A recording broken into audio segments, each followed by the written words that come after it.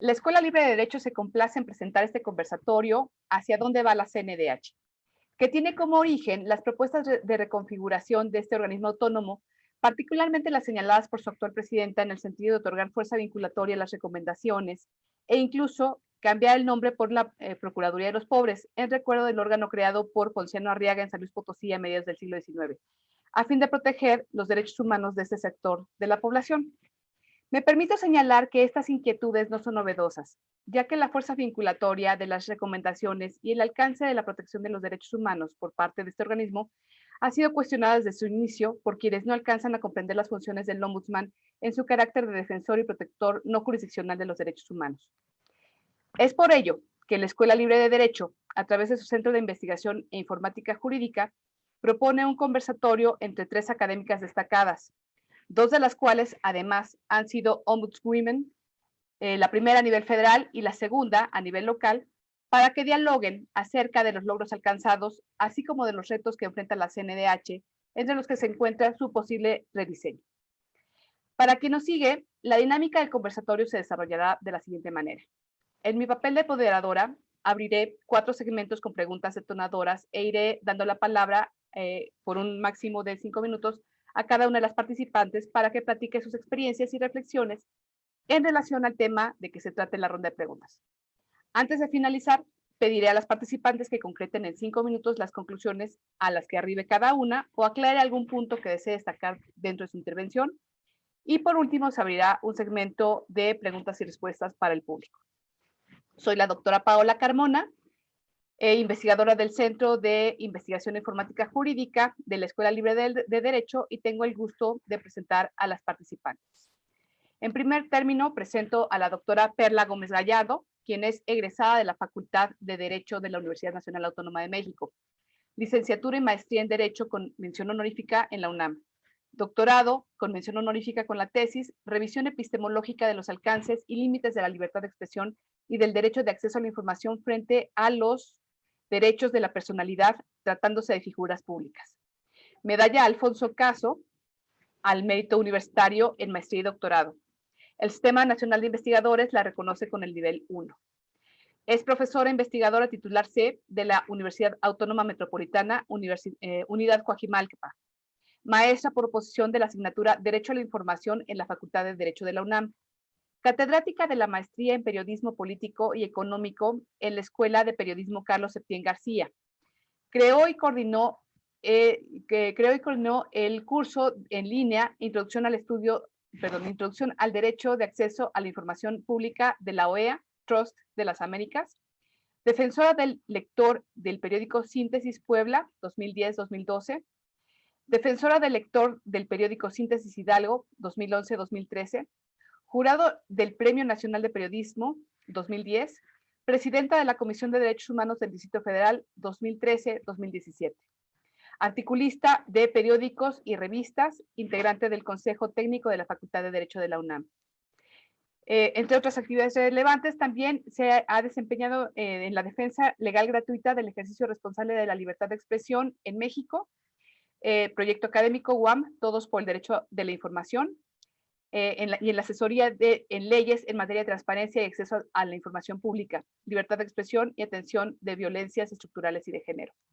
Entre sus publicaciones recientes destaca el libro Moral Pública y Libertad de Expresión, en coautoría con el doctor Jorge Carpizo y el doctor Ernesto Villanueva, editorial JUS 2009, y el libro Derecho a la Información, Reflexiones Contemporáneas, JUS UAM México 2012. Ha sido articulista en la revista Etcétera y Mexicana de la Comunicación. Por otra parte, tenemos también a la doctora Mirel Rocati Velázquez, que se incorporará con nosotros en un instante, quien es doctora en Derecho por la UNAM, estudió la licenciatura en Derecho por la UAM, licenciatura en Economía por el Instituto Tecnológico de Estudios Superiores de Monterrey, ITESM, diplomada en el IPADE, en Alta Dirección de Empresa, es profesora emérita e investigadora en LEGAP del Tecnológico de Monterrey, es tutora de tesis doctorales y profesora en la especialidad maestría y doctorado en la División de Estudios de Posgrado de la Facultad de Derecho de la UNAM. En la función pública fue abogada general de la Secretaría de Agricultura, Ganadería, Desarrollo Rural, Pesca y Alimentación, SAGARPA.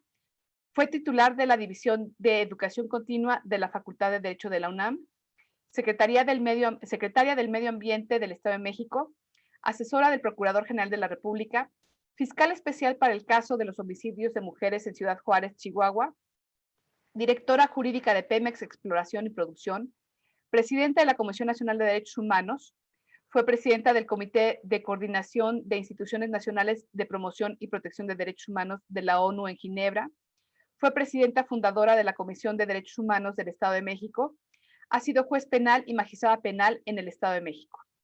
Entre las condecoraciones que ha recibido destaca la Legión de Honor en grado de oficial, otorgada por el presidente de la República Francesa en mayo de 2000. Asimismo, recibió la Gran Cruz de Honor en grado de máxima distinción a la dignidad profesional, impuesta por el presidente de México en 1999. Fue acreedora de la presea León Guzmán, otorgada por el gobierno del Estado de México en 2004. Recibió en 2004 también la presea de reconocimiento nacional a la trayectoria profesional de mujeres en materia de impartición y procuración de justicia, otorgada por el INACIPE y el Instituto Nacional de la Mujer. Articulista de la revista Siempre y en Organización Editorial Mexicana Cadena Sol. Ha participado como conferenciante en numerosos congresos internacionales, nacionales, diplomados y talleres en diversas ramas del derecho. Por otra parte, contamos también con la presencia de la doctora Lourdes Morales Canales.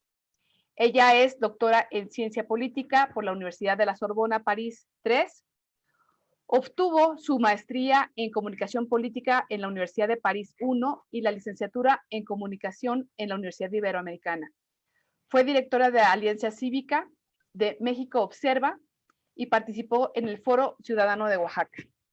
Es profesora asociada del Centro de Investigación y Docencia Económicas, donde actualmente dirige la Red por la Rendición de Cuentas y es secretaria de organización del Sindicato Académico del CID. Cuenta con más de 10 años de experiencia docente en instituciones de educación superior públicas y privadas. Ha coordinado investigaciones sobre participación ciudadana, procesos electorales en regiones indígenas con enfoque de género, transparencia y rendición de cuentas. Es coautora y autora de artículos y libros vinculados con estos temas. Es verdaderamente una distinción contar con su presencia. Como les comentaba, mi nombre es Paola Carmona, soy doctora en Derecho e investigadora de la Escuela Libre de Derecho. Y bueno, pues voy ahora sí que a comenzar este conversatorio con la primera pregunta detonadora, si ustedes están de acuerdo. La primera sería, en su opinión, ¿es necesario rediseñar a la CNDH? Y, de ser afirmativa su respuesta, ¿en qué términos, condiciones y sobre qué materias o asuntos habría que transformar a la institución? ¿Quién desea comenzar?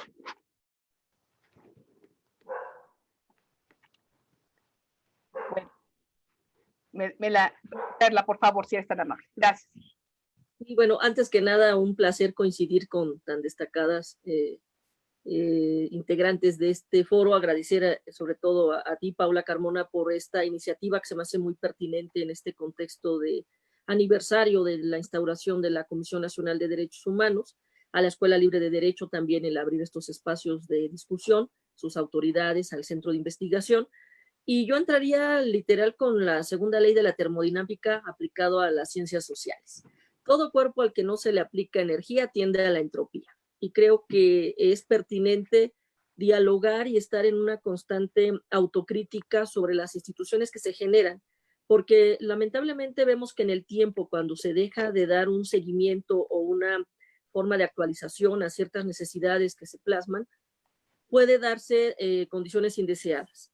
Y por un lado, creo que los grandes retos en materia de lo que son los órganos autónomos en este México contemporáneo y sobre todo en los aspectos de la protección de los derechos humanos, más a raíz de la reforma del 2011, sí nos obliga uno a volver a identificar la naturaleza del ente que concibió y de una manera excepcional el doctor Jorge Carpizo.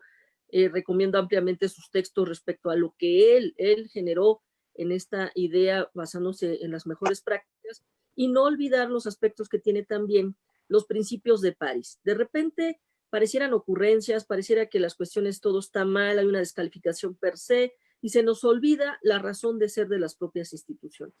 Sí es cierto, y lo haré en otro momento de este ejercicio en participación, que hay cuestiones que hay que atender, que hay cuestiones que no se pueden negar, que no necesariamente se han logrado en los objetivos perseguidos inicialmente. Pero también es cierto que estas instituciones, por su propia naturaleza, deben ser incómodas. En el momento en que pareciera que dejan de serlo, sí nos debe preocupar. Yo empezaría con una reflexión justo en el sentido de hay que retomar la esencia de las instituciones, ver su ingeniería, ver sus objetivos, sus propósitos, hacer un diagnóstico y tener cuidado con estas tentaciones de la simple ocurrencia o de la que plasman incluso en una ignorancia de la propia naturaleza de los órganos. Yo empezaría por esta primera reflexión, escuchando sobre todo la retroalimentación de las demás participantes. Doctora Rocati. Buenas tardes, ¿cómo están? Muy bien, gracias. Muchas gracias por la invitación a este conversatorio y pues felicito a Paola y a la Escuela Libre de Derecho por haber organizado este conversatorio. Muy oportuno a raíz de que el día 6 de junio pues la Comisión Nacional de Derechos Humanos celebró un aniversario más, 30 años de haber sido creada. Y pues se dice fácil, pero una institución que realmente inició con mucha dificultad y que poco a poco se fue arraigando en la conciencia de los ciudadanos y ha realizado un trabajo, pues yo considero que bastante importante respecto a la supervisión, vigilancia, protección, divulgación de los derechos humanos en México. Lamentablemente, nuestro país es un estado que cuenta con una población muy extensa y pues nos hace falta todavía mucho trabajo hacia adelante para que todos los ciudadanos conozcan cuáles son sus derechos, cómo debe de actuar en el contexto de una convivencia social.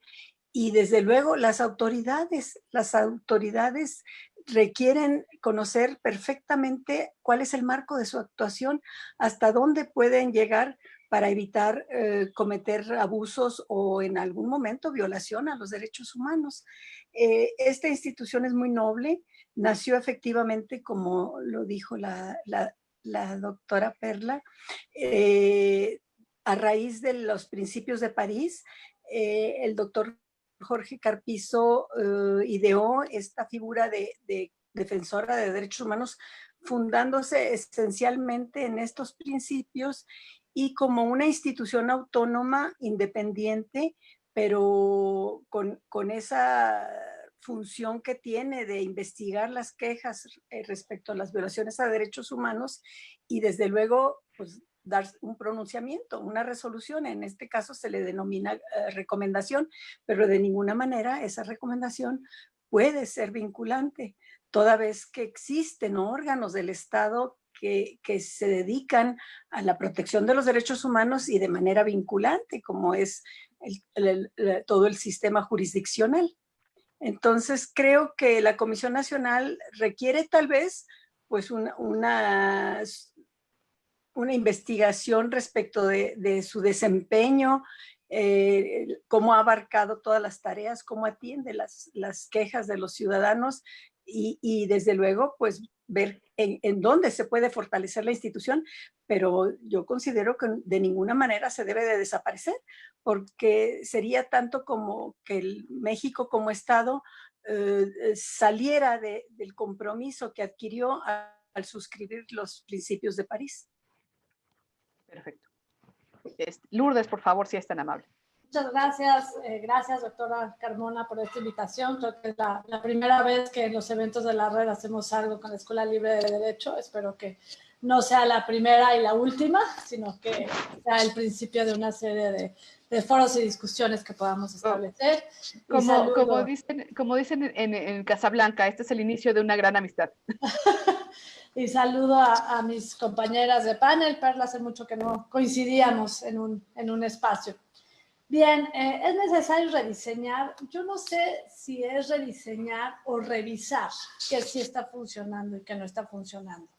Me parece que en estos momentos la pregunta de los objetivos y sobre todo los medios para alcanzar estos objetivos, pues es transversal a todas las instituciones públicas, dado el contexto de crisis económica y social que estamos atravesando, derivado de la pandemia, derivado de la crisis económica y de una reducción que ya se venía arrastrando del año anterior, en donde pues es saludable revisar y mejorar.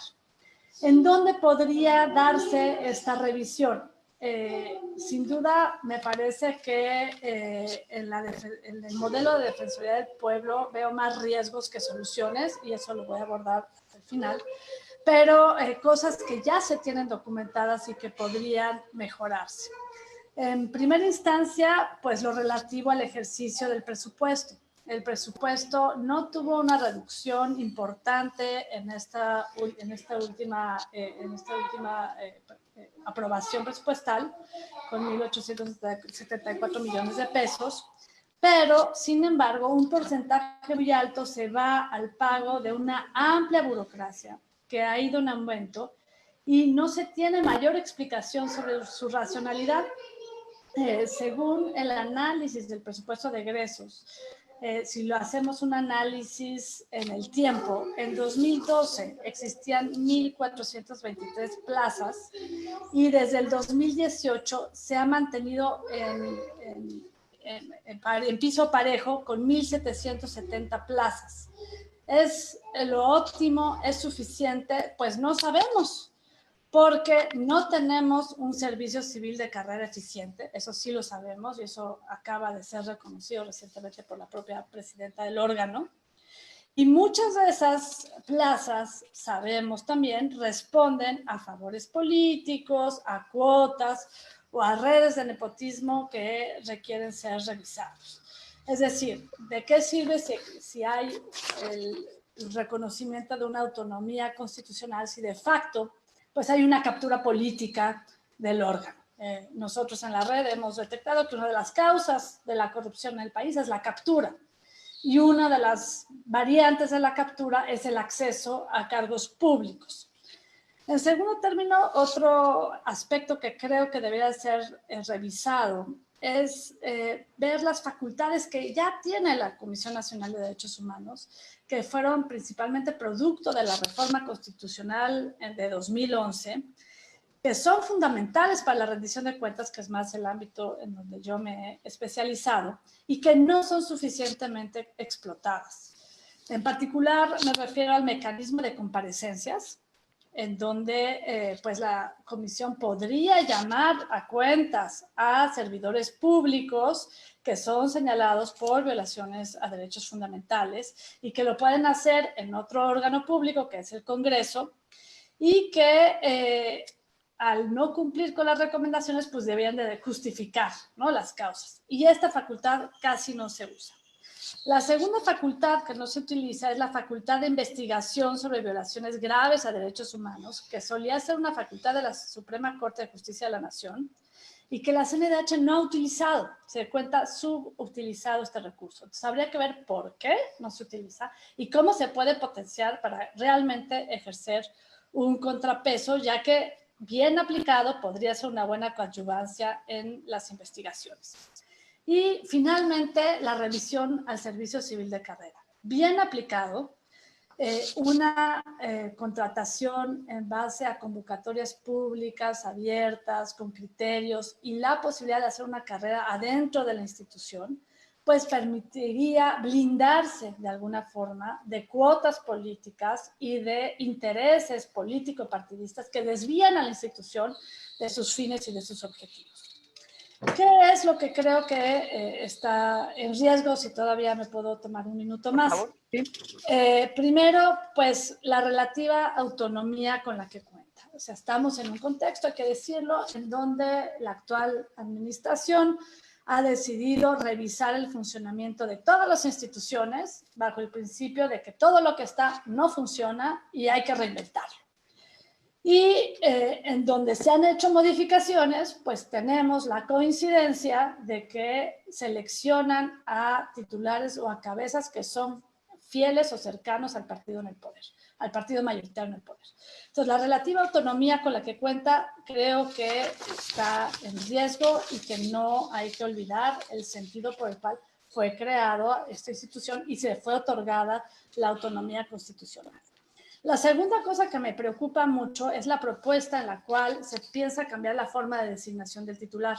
Si de por sí la ruta, sé que es el siguiente punto a abordar, pero la ruta pretendía un blindaje vía un poder político a través del Senado, pues mediante consulta, pues me parece una simulación, francamente, para tener a alguien afín al Poder Ejecutivo.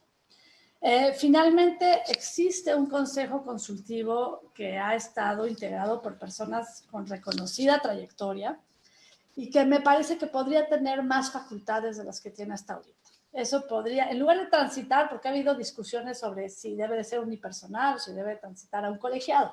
Creo que en esta revisión, en contexto de austeridad, de recursos limitados, más que transitar un colegiado, pues sí tener más quizá facultades y atribuciones de las personas que integran el Consejo Consultivo para que ejerzan funciones de control sobre el presidente, un control interno, no solamente emitir opiniones y acompañar. Finalmente, hay una intención de reducir el 60% del presupuesto en áreas de la comisión y no conocemos el diagnóstico que lo sustenta o el objetivo que se pretende alcanzar. Y me parece que amputar a machetazos a una institución sin un diagnóstico nos puede llevar a la parálisis o al desvío completo de los objetivos. Y finalmente, me preocupa mucho la transformación de la narrativa. Creo que transitar a una defensoría del pueblo poniendo la caracterización de los pobres y olvidando el tema de sujetos de derechos, aunque sabemos que quienes más sufren violaciones de derechos pues son las personas más vulnerables. Pero creo que transitar a esa narrativa nos lleva a modelos demagógicos que ponen en riesgo la operación de la institución. Eso sería. Gracias. No, gracias a ti, Lourdes. No sé si quieran ahora sí que abundar sobre lo que ahora sí que cada una ha comentado, para que iniciemos el diálogo. Por favor, Perla. Sí, sí okay. Yo creo que ahora sí, y dado la pauta que ya nos dio esta primera intervención de todas, hay que entrar a la parte crítica. Sí es cierto en los temas de lo que implica la autonomía, que hay un doble discurso o de repente vemos un precedente. A mí me preocupó mucho este precedente donde por primera vez se votó la legalidad y la constitucionalidad en México. El hecho de que vimos cómo se enrareció y cómo se hizo de una manera tan desasiada la designación, más allá de hablar del perfil y la oportunidad y por supuesto todas las habilidades que puede tener la actual presidenta, el hecho mismo de que en un momento dado el propio Senado dejó de cumplir los requisitos constitucionales y luego llegan a un momento en que votan si regularizaban o no. Entonces, yo creo que esa parte sí hay que de repente ya hacer un alto y decir, entonces ya se vota, así que el cumplimiento constitucional ya es democrático. Si tienes una mayoría, votas, y entonces si ya ahorita sumamos que 2 más 2 es 7 y todas votamos que es 7, pues ya la realidad cambia, ¿no? Entonces, ese precedente sí es muy grave. Es muy grave porque vimos un Senado que debía ser un contrapeso político en la división de los poderes, que más allá cuando se instauran como los legisladores del presidente, sí preocupan esos discursos. Por otro lado, hablando del propio ente, sí es cierto que en el tiempo, y por eso decía lo de la entropía, las comisiones se fueron burocratizando. Sí es real que hace falta un servicio civil de carrera que ponga por lo menos reglas claras para el desarrollo profesional y la integración de los que van a ser en su momento parte de este ente de Estado. Y digo ente de Estado porque también lamentablemente, pese a que a los principios de París dicen que debe participar la sociedad civil, también hay que hablar de poderes fácticos. La sociedad civil de repente coopta, agarra un tema, no permite que otros participen, hacen monopolios, generan intereses y también hay que tener esa parte crítica que se blinda bien fácil, con pura transparencia. O sea, no es excluir, es que por supuesto jueguen todos el concierto de los derechos, pero que no haya de primera o segunda oportunidad en función de las relaciones o los vínculos que pudieran tener con los que presidan una comisión. Y también hablar justo de este nepotismo que no es vertical. El nepotismo en México históricamente ha sido horizontal. Entran en diferentes órganos recomendados de uno y otro lado, Y esa parte efectivamente ha hecho mucho daño, porque en el prestigio y en el reconocimiento del trabajo hace que efectivamente se convierta en una descalificación. Y al mismo tiempo también ver el cumplimiento de las recomendaciones. Primero, sí destacar el hecho de que muchas veces la autoridad o no aceptaba las recomendaciones, pero aceptándolas hay que recordar que sí se hacen vinculatorias en la aceptación. Pero lo grave es que viene la aceptación y nunca el cumplimiento. Y esos son diagnósticos que sí es importante destacarlos en el sentido de cuál es la eficacia de acercarse a una institución que es, siendo ente de Estado, es un contrapeso, pero tiene dos roles. Cuando la autoridad no viola los derechos, se convierte en coadyuvante para que puedan capacitarlas, auxiliarlas, mejorar en las presentaciones de leyes, etcétera. Pero cuando ya hay una persona que en un momento dado reporta a una autoridad, se convierte justo en ese verificador y en ese elemento no solo ya garantista, sino ya desde un derecho fundamental con el enfoque que se hizo en el cambio de 2011. Y yo de ahí cierro con la otra parte y muy cierta.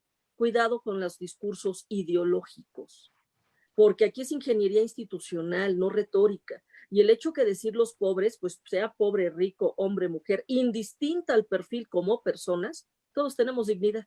Y si empezamos a hacer diferenciaciones, ya es discriminación. Entonces hay que tener cuidado con estos manejos porque sí tienden a la demagogia y el fenómeno del austericidio, como le han querido llamar ahora, ¿no? El hecho de que cuando se hace un recorte por per se, sin un diagnóstico claro, y que efectivamente hacer una revisión integral a las necesidades y los salarios y lo que en su momento exhibió la propia transparencia cuando veíamos cómo estaban los ingresos y prestaciones.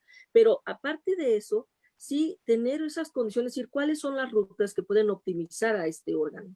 Y el hecho ya como órgano autónomo, contrapeso e incómodo, como esta oportunidad a sus 30 años de una posible actualización, reforma y demás, sí preocupa cuando vemos todos los textos que han estado manejando, de está bien si hay o no reelección, cuidado cuando quieren hacer cargos de elección en órganos que no deben ser esa su forma de idoneidad para la elección del cargo, el recorte por el recorte mismo. Entonces, todas estas situaciones que estamos viendo ahora sí nos obligan, uno, a la parte autocrítica. O sea, creo que sí es importante voltear hacia lo que se ha funcionado, a reconocer las buenas prácticas, a defenderlas como nunca, pero por otro lado también a no tenerle miedo a decir, aquí hubo un error.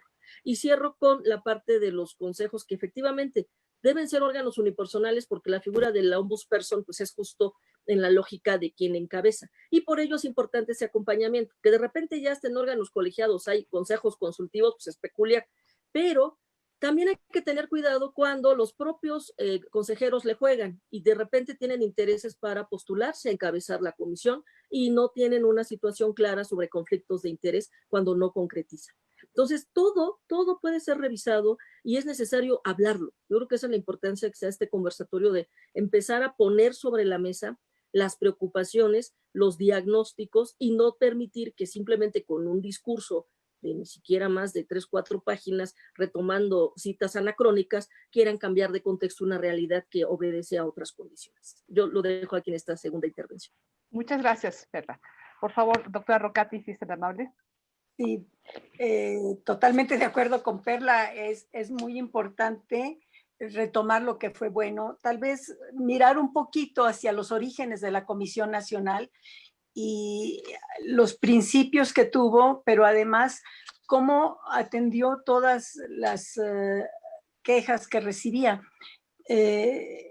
Afortunadamente todos los informes existen, son públicos y podemos perfectamente, cualquier persona interesada puede hacer una introspección hacia esos informes, verificar cómo se recibían las quejas, cuántas quejas se recibían, cuántas se resolvían, cuántas terminaban en una recomendación, cuántas recomendaciones se habían emitido, cuántas se aceptaron, cuántas se cumplieron. Yo bueno, está mal que hablar de sí mismo, pero cuando yo estuve al frente de esta tan noble institución, dejé de mi mandato en noviembre de 1999. En ese entonces teníamos 750 plazas y un presupuesto irrisorio.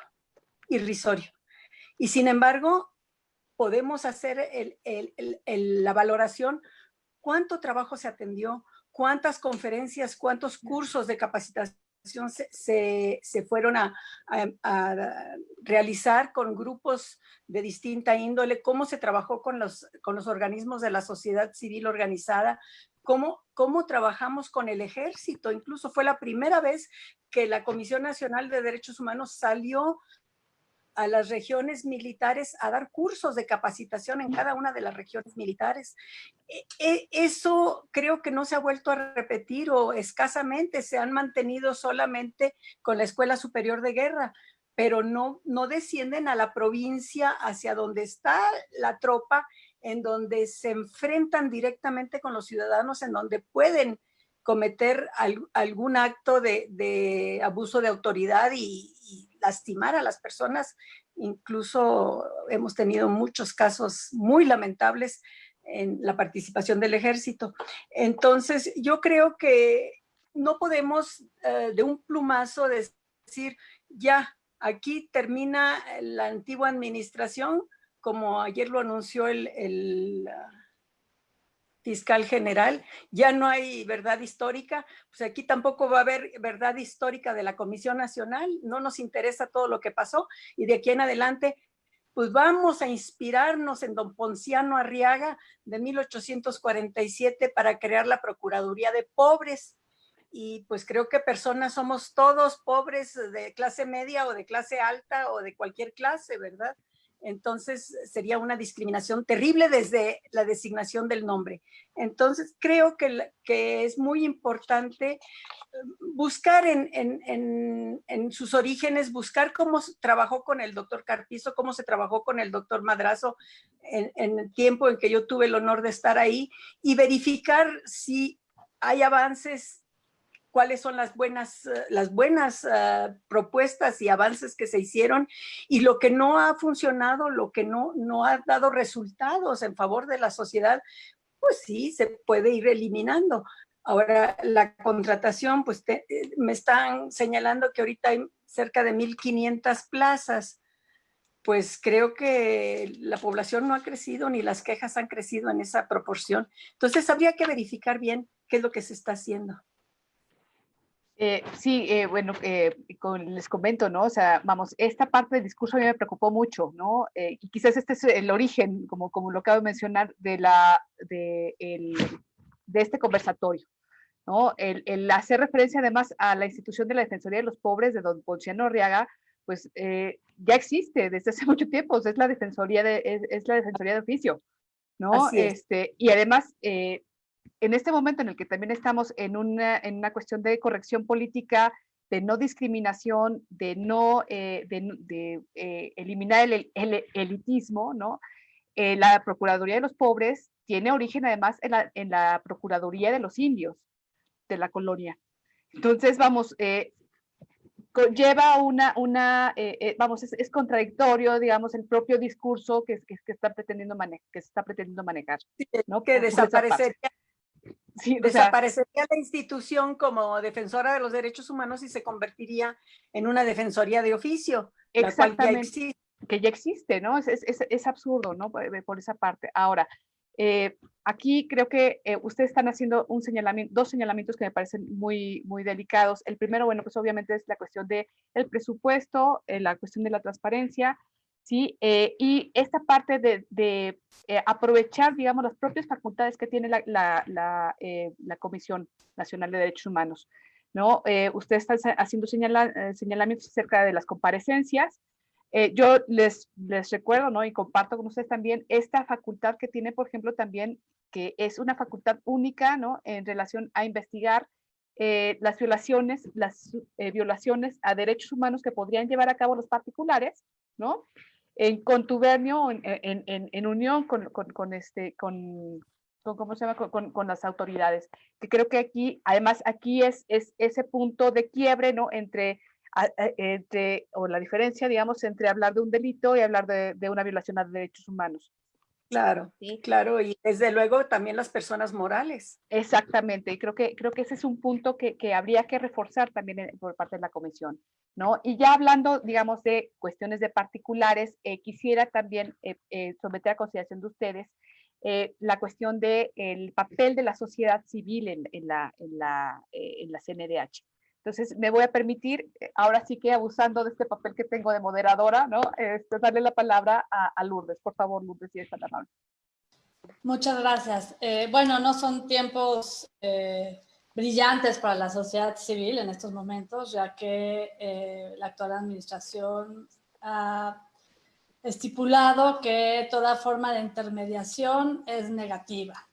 Toda forma de organización. Yo recuerdo el primer decreto no fue decreto, el primer comunicado que sacó el presidente Andrés Manuel López Obrador, que lo sacó un 14 de febrero, quizá con dedicatoria,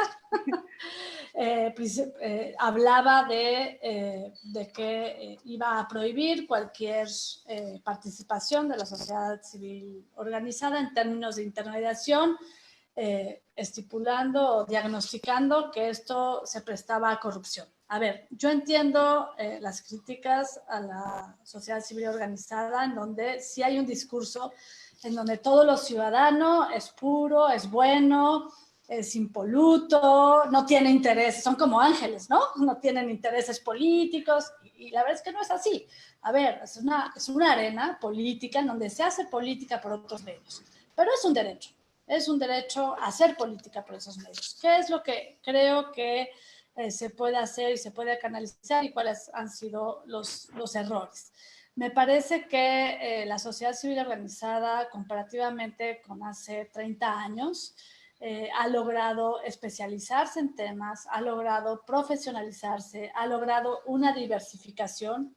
Y en muchos casos, pienso por ejemplo en Tlachinolan, en Guerrero, ha logrado sustituir las deficiencias del Estado y ha logrado encontrar una legitimidad que las propias instituciones no han logrado. Entonces, desaprovechar esta arena, que además es propia a cualquier democracia, y denostarla o tratarla de eliminar, enciende las alertas sobre el tipo de democracia que estamos teniendo. Ahora bien, por el otro lado, pensar que solo la sociedad civil es la que tiene el conocimiento, solo la sociedad civil es la que va a hacer que mejoren las instituciones públicas, pues también es ilusorio.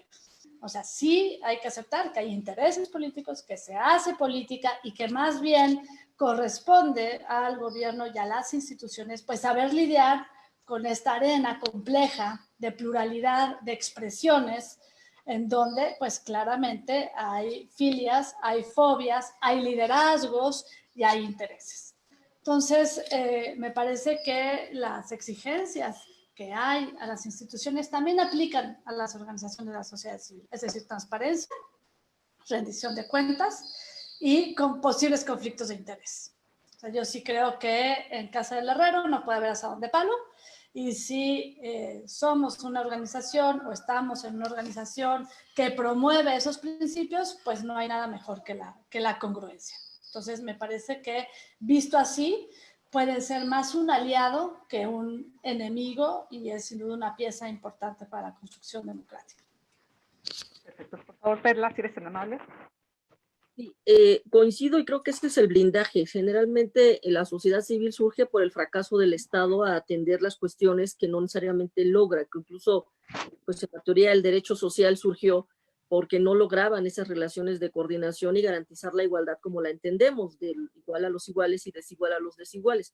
Y efectivamente creo que el mejor blindaje siempre será el trabajo y al mismo tiempo la transparencia y la rendición de cuentas. Y a veces es mejor, más que política, pues hablar de incidencia en política pública, porque es cuando sí la sociedad civil se convierte en ese asidero y esa punta de lanza que afortunadamente ya hemos visto casos de éxito en nuestro país.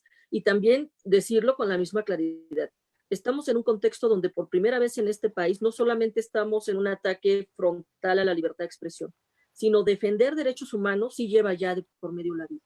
Entonces también efectivamente bajo ningún contexto dejar solos ni solas a las personas, a las organizaciones que saben que por estar siendo un punto de choque hacia las autoridades va de por medio su propia integridad y lamentablemente en un clima de impunidad que sí desconcierta y preocupa y que nos debe ocupar todo el tiempo. Así que eso decirlo con esa claridad. Por otro lado, retomo también esta parte de las propuestas sobre la regulación de posibles violaciones de derechos humanos entre particulares. Hay una visión alemana que es el Die Wirkung que dice, bueno, la violación entre particulares. Técnicamente hablando, no es lo mismo una relación de subordinación que de coordinación. Y en este caso, vuelve otra vez a la autoridad. No somos un país de ley del talión. Siempre que hay un conflicto entre particulares, acudimos a autoridades para que en su momento solucionen los conflictos. ¿Qué pasa en estos contextos cuando un particular afecta a otro y dicen que hay violación de derechos? Que hay una omisión de autoridad. Como nunca nuestro país se convierte en un flagrante violador de derechos por omisión. Deja de hacer su trabajo quien tiene que hacer.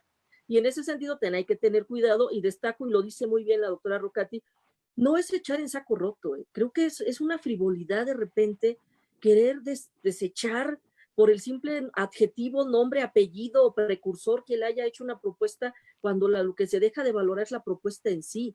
Y creo que es muy importante justo hacer esos diagnósticos de lo que sí funcionó, de aquellas épocas donde es cierto, estas comisiones, y eso debe ser así siempre, no pueden quedar bien con nadie.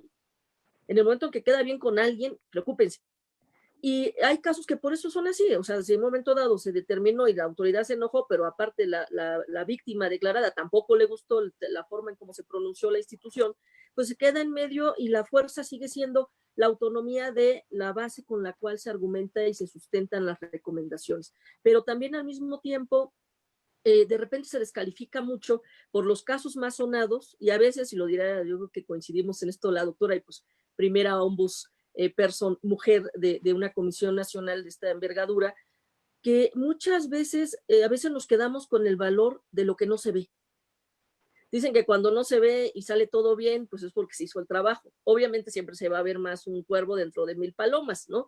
Pero finalmente a veces eso que no se ve y que no trae un acompañamiento, que no se politiza, y que gracias a que existe la institución se logra, y que no tiene una difusión tan efusiva, mediática, es por lo que valen las instituciones. Pero también es cierto que los casos emblemáticos sí generan una frustración, sí generan un encono incluso colectivo, cuando no responden o se puede generar una suspicacia.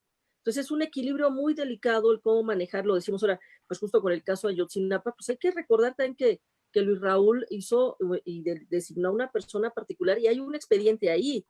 No puede llegar una persona en el relevo. Y también otro de los datos importantes, generar y ser institucionales en el sentido de si hay buenas prácticas, no importa que hayan sido 18 años o haya sido otra persona quien las instauró, que continúen. ¿Cómo se destrozan las instituciones cuando hay esa mezquindad de que ven que hay algo valioso y en vez de continuarlo y darle su sello, lo destrozan?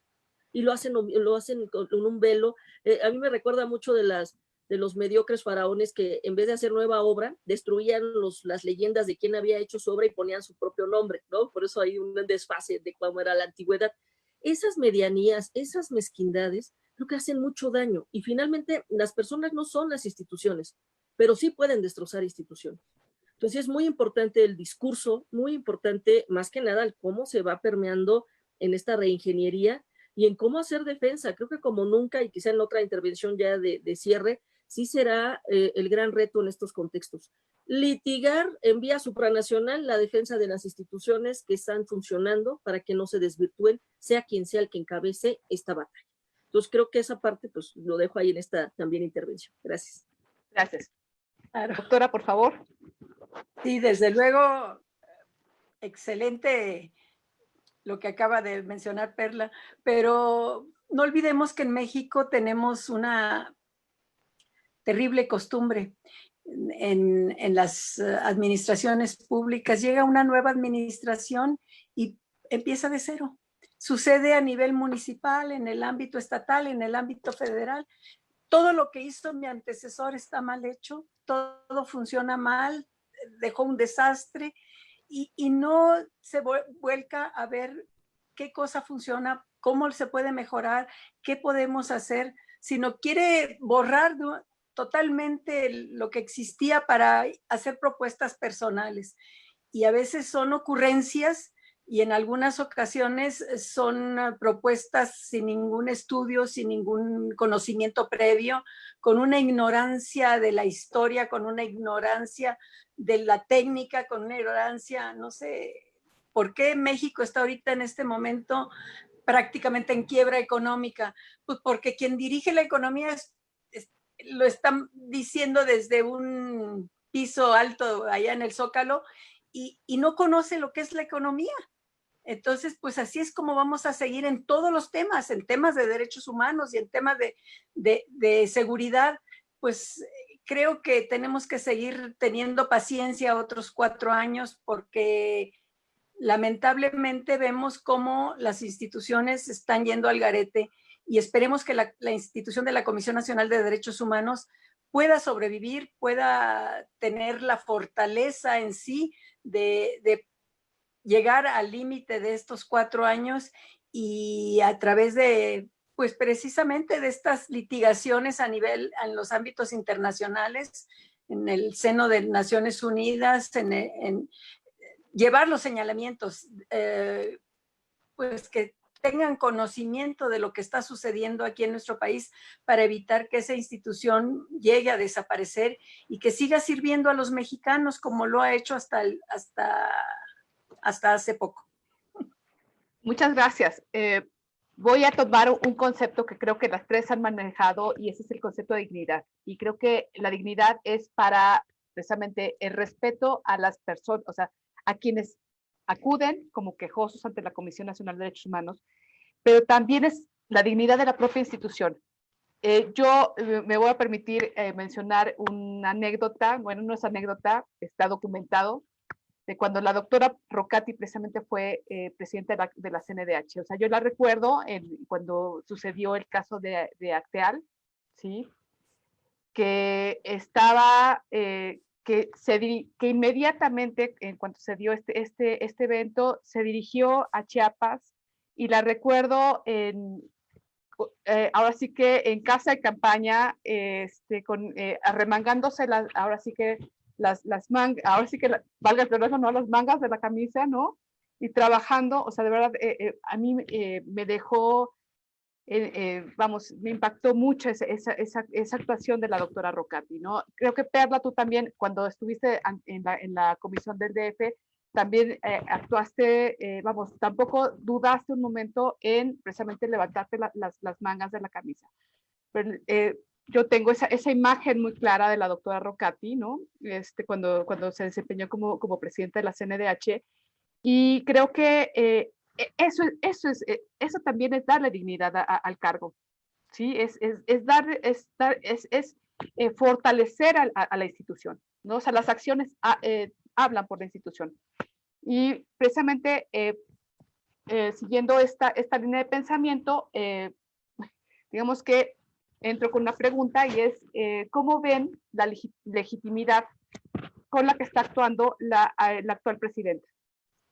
Vamos, la vara que estoy poniendo es una vara muy alta, o sea, y además tengo el gusto, ¿no? de poder estar ahora sí que conversando con las dos, o sea, y con Lourdes, o sea, vamos, primero vamos con dos ombudspersons, ¿no? Y con Lourdes, que además se ha desempeñado también como una activista estupenda y las tres académicas, ¿no? Entonces, a ver, ¿qué legitimidad le ven a la actual presidenta? Y precisamente partiendo de esa legitimidad, ¿hacia dónde ven que pueda irse ir la comisión?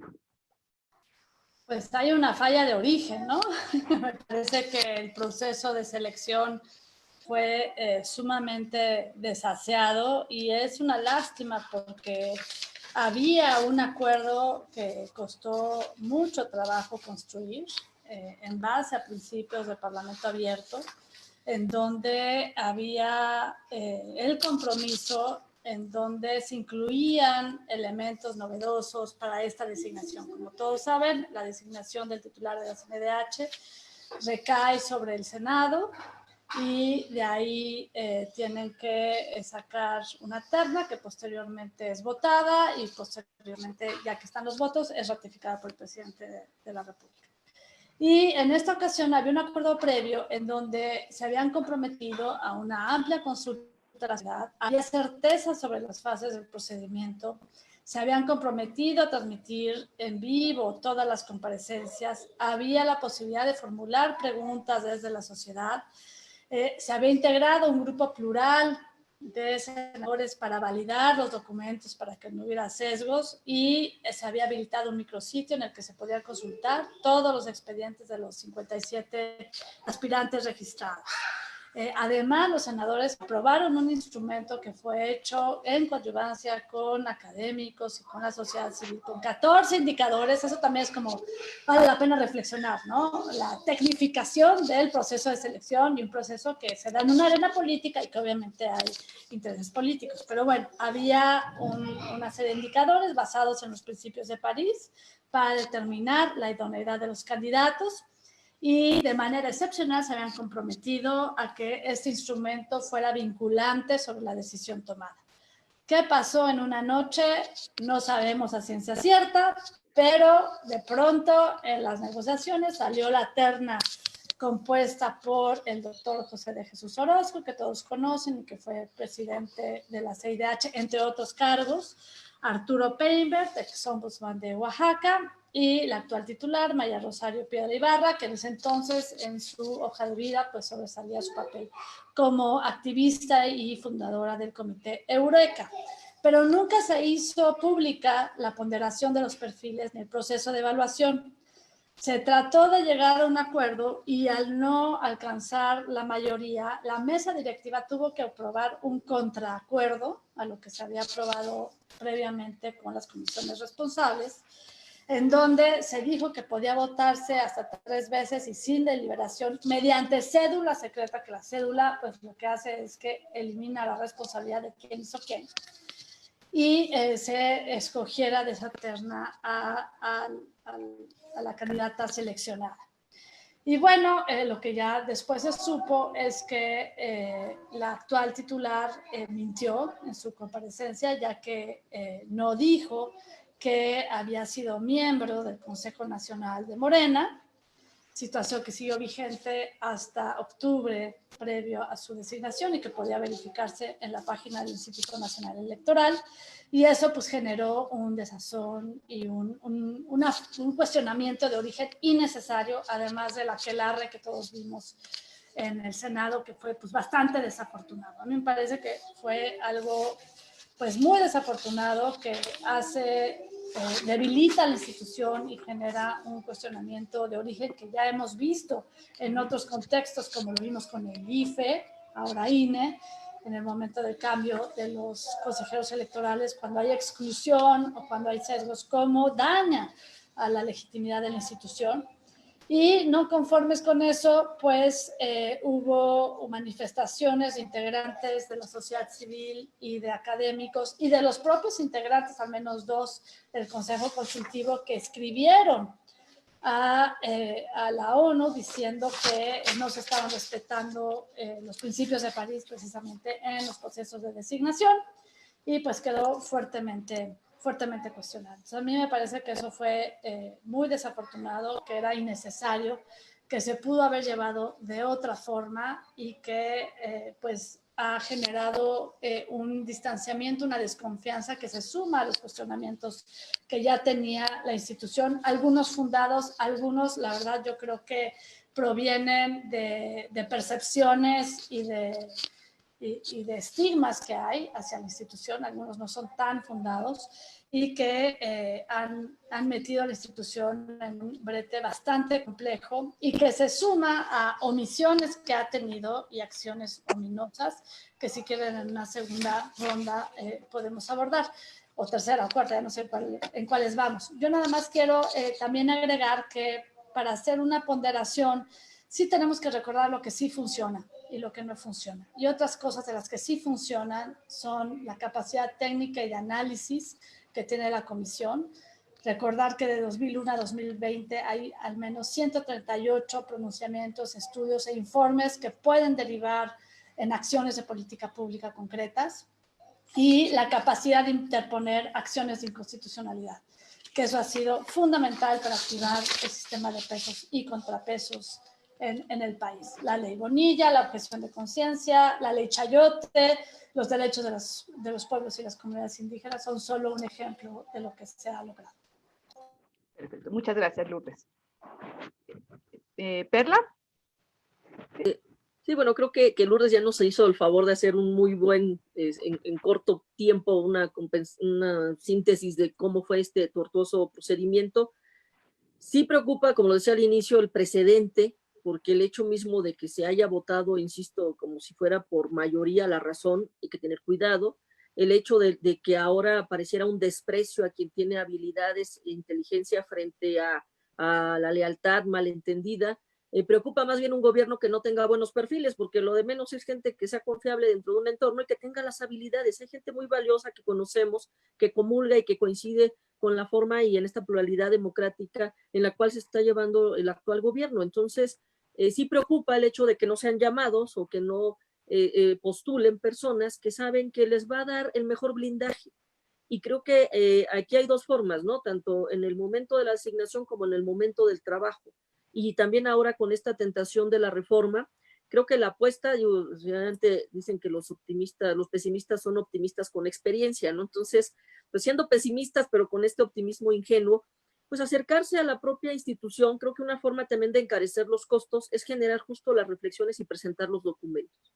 Si en este momento se está diciendo que va a haber una defensoría por los pobres, pues decirlo con toda la claridad y la solvencia que nos permite simplemente destacar, rescatar y sistematizar los documentos, la información, los precedentes y encarecer cualquier costo donde pareciera que con la simple descalificación no existió.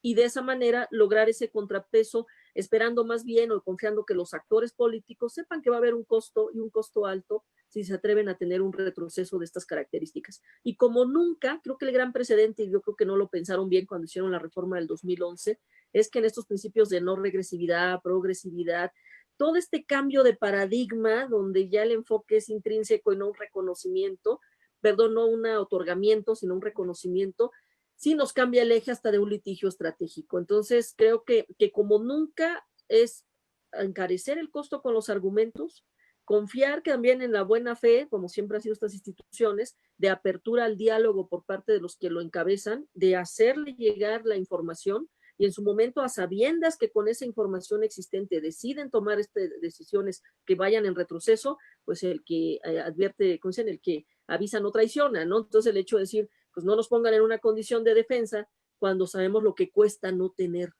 este tipo de instituciones. Creo que ahí es donde hay que hacer muy consciente a la sociedad, donde lamentablemente el discurso va más encaminado a manejarlo como el malo, y reitero una frase que les encanta siempre decir en todo contexto, ¿no? Son las comisiones defensoras de delincuentes. Dice uno, no defendemos delincuentes, evitamos que construyan culpables. Cuidado. Por eso es la importancia de la comunidad como en. Gracias. Gracias a ti. Doctora, por favor. Sí, bueno, cuando se realiza un acto jurídico que está viciado de origen, es nulo de propio derecho, ¿no? Esperemos a ver qué resuelven los tribunales. Pero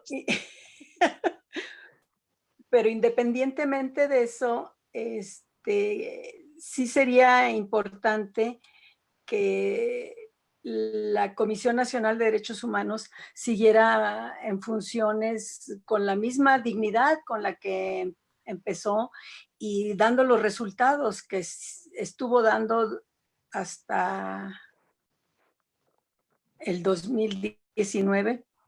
Y esperemos que continúe en la misma forma que esta persona que ahora preside la Comisión Nacional, a pesar de que no tiene suficientes conocimientos jurídicos ni en materia de derechos humanos por sus antecedentes profesionales, pueda asesorarse de personas con gran conocimiento del tema y pudiera llevar a bien en el tiempo que ella esté al frente, pues toda la función de la Comisión Nacional de Derechos Humanos, porque pues estamos ante un hecho consumado y realmente difícilmente vamos a poder prescindir de su presidencia al frente de esta comisión, y son 5 años, entonces esperemos que la comisión tenga tiempo de cantar todo lo que ha habido en estos 30 años y poder obtener la mejor respuesta y el mejor fruto de lo que es la comisión en su esencia. Yo no quiero abundar mucho sobre las cuestiones de la designación, ni mucho menos. Desde luego, como todas ustedes, estoy convencida de que no fue la forma ni el fondo. No se respetó el derecho, no se respetó la forma, y qué lamentable que estas senadoras, la presidenta de la Comisión de Derechos Humanos, que era de un partido de oposición, del PAN, no tuvo la perspicacia de verificar, sabiendo quién era esa persona que había militado, no solo militado, sino formado parte del consejo de ese instituto político, pues que no haya tenido la presencia de investigar, de preguntar al INE, tan sencillo como enviar un oficio al INE, contéstame, ¿qué calidad tiene esta persona? No lo hicieron, no investigaron y aceptaron su propuesta en la terna. Ahí yo creo que esa comisión del Senado tiene mucha culpa de los resultados. No cuidó el proceso. Bueno, y si me permites, Paula, sí, claro. ni siquiera necesitaba preguntar, esa información es pública. O sea, no hicieron la tarea. No hicieron la tarea. Entonces ahí yo creo que hay responsabilidad de todos. Hablando de dignidad política, desde la persona que asume el cargo en un contexto de golpes y de aquelarre de mercado, hasta los responsables que no cumplieron con la obligación de verificar si cumplía con los requisitos de ley. Entonces, eso pues es una omisión que debería tener consecuencias. Perfecto. A ver, digamos ya para ir cerrando, si ustedes fueran ombudsman, bueno, no ombudsman, ombudsperson u ombudswomen en este momento, ¿sí? ¿Cuál sería su prioridad? ¿Cuál sería lo que atenderían en este momento? O sea, vamos, ¿a qué le darían prioridad respecto a las violaciones de derechos humanos que vivimos en la cotidianeidad los mexicanos? Perla, por favor. Pues yo creo que si es en el contexto del discurso actual, mucho sería la defensa de la autonomía, la defensa de la forma en cómo tiene la identidad la propia institución. Y creo que la mejor defensa que puede tener cualquier órgano autónomo en este momento es siendo autocrítico. Creo que sí es muy importante decir, a ver, vamos a quitar cualquier descalificación que tuviera algún porcentaje de razón y de una vez lo vamos a asumir como un buen diagnóstico y es el clásico que hice un chequeo y veo que tengo alto el colesterol, pues me pongo a dieta, ¿no? Entonces, como órgano autónomo hago una revisión, pero que no venga instruida, sino que venga bajo una reflexión de los datos y de ahí estratégicamente hasta con la propia sociedad civil de vengan, cuestionen, propongan foros académicos, foros sociales, foros interinstitucionales, la reunión entre órganos autónomos como nunca es importantísima en este momento, o sea, que se junten todas las instancias, porque finalmente los que hemos estado atrás de un escritorio y cuando estuvimos también en el activismo, pues siempre había la broma, ¿no? De que si eres activista y no haces enojar a un funcionario, no estás haciendo bien tu trabajo. Y del otro lado pues debes tener 2 hígados, no te puedes enojar, ¿no? Entonces, estas cualidades que todos los entes que concurren ayudan, creo que sería la mejor estrategia en este contexto. Más allá también, a sabiendas del clima de inseguridad, la situación de la libertad de expresión en cuanto a las y los periodistas, las y los defensores, creo que es así, como nunca no podemos hablar de democracia si no se garantiza la libertad de expresión, punto. O sea, sea quien sea y en los contextos que se den, y lamentablemente llevamos sexenios donde no importa quién encabece, cada vez es peor y cada vez hay mayor impunidad. Entonces, esos mensajes no se deben tolerar y siempre tenemos que encarecer y recordar, y lo decían muy bien está Lourdes, efectivamente, o sea, el costo político es no olvidar ninguno de esos nombres, sobre todo cuando estén en la boleta en próximas ocasiones, ¿no? O sea, esa es nuestra forma democrática también de cuestionar y de diálogo constructivo. Finalmente, todos podemos generar, pero todos tenemos antecedentes. Y siempre, como bien digo, es el hecho de nuestro trabajo nos blinda. El día de mañana, cuando nos revisen, nos cuestionen, Rocati, pues, doctora, pues, su propio trabajo la precede, uno mismo decir, a ver, pues, busquen, y si hay algo que se destaque y algo que permite, pues nos da una tranquilidad profesional y personal de haberle apostado a un compromiso a sabiendas de que se hizo con las limitaciones personales e institucionales que pudiéramos tener, pero que el trabajo nos blinda. Y en cambio, cuando no hay ese otro respaldo, entonces sí es muy endeble la defensa de cualquier persona o institución. Entonces creo que por ahí sería en el contexto del discurso actual. Yo lo digo más por el discurso actual que sí preocupa. Perfecto. Doctora Rocati, por favor. Bueno, que si yo fuera en este momento, no quisiera hacerlo. Bajo este régimen y bajo estas circunstancias, porque no hay respeto hacia la autonomía, no hay una colaboración como debe de haber con las instituciones y los órganos autónomos para que funcionen, porque son entes necesarios en un buen manejo de la administración pública. Cada uno dentro de su contexto, pues ayudan a que la marcha de la administración se realice de mejor manera, y además detectan los errores, detectan las anomalías y se puede resolver, se puede verificar un cambio en programas, en metodología o en formas de actuación.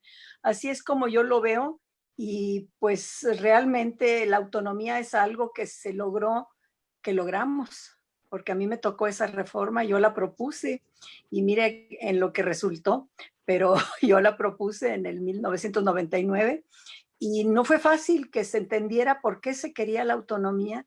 Se logró, pero hay que saberla ejercer, hay que tener bien en la mente qué significa y cómo llevar a cabo esa función de manera libre, pero no de manera soberbia, sino tratando de hacerlo mejor por cada uno de los quejosos y de la sociedad en general. Muchas gracias. Muchas gracias. Bueno, no sé si quisieran, digamos, ya para cerrar y ya dar inicio a la sesión de preguntas y respuestas, si quisieran concluir o profundizar en algún tema o en algún tópico que ustedes hubieran abordado o que hubiera abordado alguna de las participantes. Por favor, doctora Rocati. Si no, tenemos que hacer el máximo esfuerzo por preservar esa institución tan noble, la Comisión Nacional y las comisiones estatales, las locales, porque son muy importantes, que en conjunto se constituyen el Sistema Nacional de Protección de los Derechos Humanos en toda la República Mexicana. Y si la Comisión Nacional empieza a desmerecer, a diluirse, pues las estatales no van a seguir mejor camino, porque hay una tentación muy grande de pues, nulificarlas, de dejarlas como un adorno, como sí cumplo para el ámbito internacional, sí cumplo porque tengo una institución, pero calladita se ve más bonita, que no se mueva, que no diga, que no opere. Entonces creo que tenemos una tarea muy fuerte, muy grande en todos los foros, defender la institución y de su existencia y su buen manejo. Muchas gracias. Muchas gracias a usted. Por favor, Perla, si eres tan amable. Pues yo iría en el entorno de, hay un contexto donde pareciera que pudiera ser propicio la revisión autocrítica, pero también hay un contexto donde la tentación de la reforma pudiera ser más bien en contra. Por lo tanto, a veces es el clásico de si no tienes nada mejor que proponer, mejor no le muevas, ¿no? O sea, es como esperar el contexto adecuado sobre las condiciones idóneas de los actores políticos para efecto de qué sí o qué no, porque sí, efectivamente lo dice bien la doctora Rocati, había primero una propuesta donde ya se desaparecían todas las comisiones de la República Mexicana y simplemente dejaban como un centralismo y una delegación. Es un rompimiento total a la estructura del federalismo que tenemos. Entonces, y estas nuevas propuestas de repente de que si se ponen ciertas condiciones en la normatividad de la propia comisión, que vemos por ahí las tentaciones de varias iniciativas, yo sí diría, uno, sí estamos en un buen contexto de hacer los foros, de generar los diagnósticos dentro del entorno de lo que es la defensa, y yo lo diría no solo de la Comisión Nacional, sino de los órganos constitucionales autónomos. Creo que una labor más de los que le apostamos en la docencia e investigación es a permear con datos duros en la sociedad para que tengan los insumos cuando quieran descalificar el trabajo o la esencia de las instituciones. Pero yo tendría que en este momento decir que se puede hacer una planeación y que se llegue a un congreso con una propuesta, pues ya sabemos que en pocas horas se puede descomponer todo, de repente tener una ley en cierto sentido, apostarle a la Corte, pero pues siempre es mejor defender lo que hay a ir a tratar de recuperar lo perdido, ¿no? Entonces, yo sí diría que hay que tener cuidado con esas tentaciones y medir muy bien el pulso del contexto y del cuándo es más bien pertinente que se pueda llevar a cabo esta reforma. Muchísimas gracias, Petra. Lourdes, por favor, si es tan amable. Sí, yo creo que ahorita hay un embate discursivo a los órganos constitucionales autónomos. Una de las críticas se basan en prejuicios, otras se basan en la falta de ajuste entre el paisaje complejo institucional que tenemos en México y que responde a una serie de exigencias y responde a un contexto que no es único de México, y el modelo actual que quiere regresar a una concentración de ciertas funciones en el ámbito del Ejecutivo.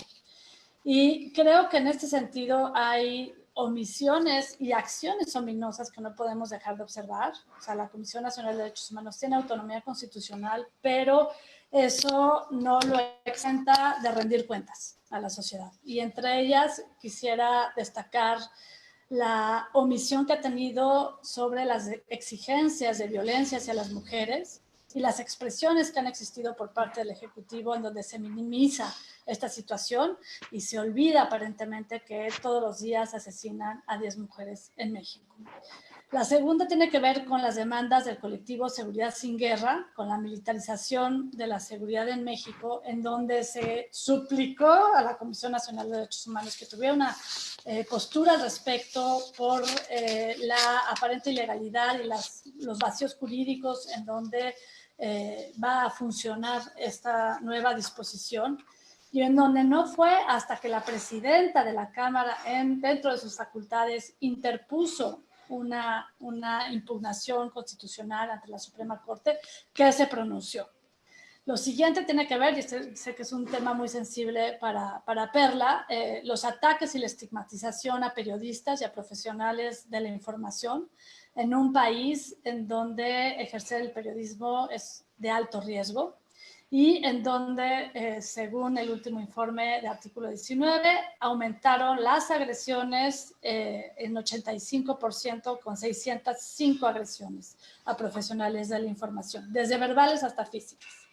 Y luego, no dejar de hablar del movimiento de víctimas, en particular los participantes de los que fueron el movimiento por justicia y dignidad, encabezados por Javier Sicilia, en donde fueron, pues no fueron recibidos por el Ejecutivo y la Comisión Nacional de Derechos Humanos no se pronunció al respecto, aunque después dijo que acompañaría. Y la omisión, esto me parece gravísimo, en la falsedad de declaraciones del secretario de Seguridad Durazo, en donde el propio presidente ya exhibió que falseó la declaración. Y la Comisión Nacional de Derechos Humanos no ha dicho absolutamente nada. Entonces, esto me parece que mina todavía más la legitimidad de la institución. Y sin embargo, hay cosas que se pueden rescatar y que se deben de exigir en cuanto al papel de este órgano. La Comisión Nacional de Derechos Humanos fue producto de una necesidad de contar con un órgano especializado que tuviera las suficientes herramientas para garantizar el ejercicio de derechos humanos en el país.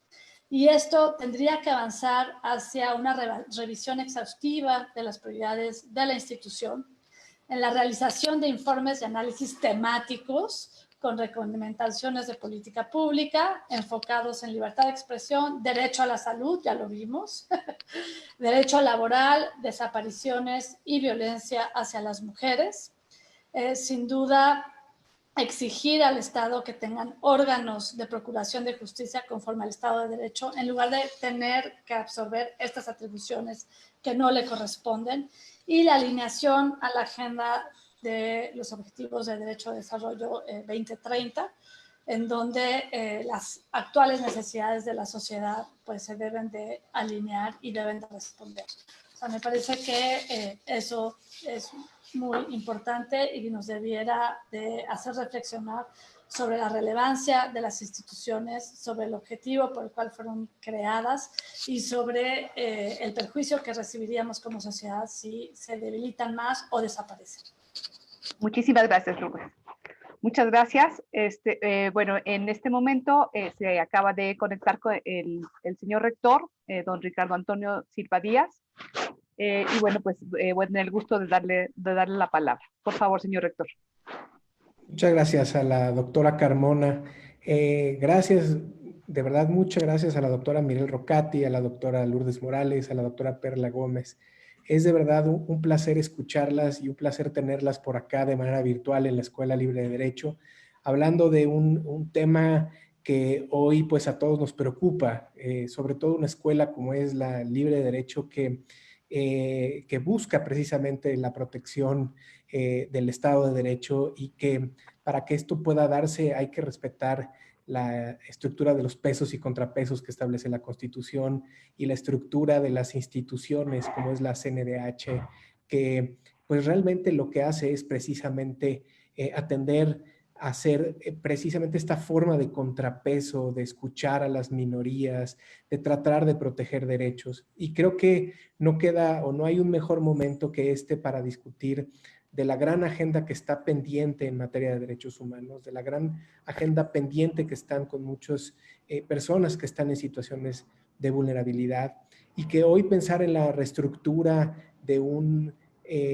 organismo de esta envergadura, en lugar de ayudar a fortalecer esa agenda pendiente de protección a derechos, distrae la atención hacia la política. La CNDH se ha caracterizado siempre por ser un órgano con la auctoritas, como nos gusta decir a nosotros que estudiamos derecho romano, suficiente, ajena a la política y ajena a estos embates en la arena política, y que el hecho de que hoy se traigan y se tomen y se metan a ese discurso parece realmente problemático. Y creo que desde la perspectiva de la escuela era muy importante escuchar voces tan autorizadas como las de ustedes, abrir un foro para esta discusión, que se viera un foro de inicio en donde la escuela toma una bandera de discusión para sensibilizar sobre estos temas, y qué mejor que la doctora Carmona tomó la bandera para invitarlas a ustedes y recibirlas. Para mí es un verdadero placer.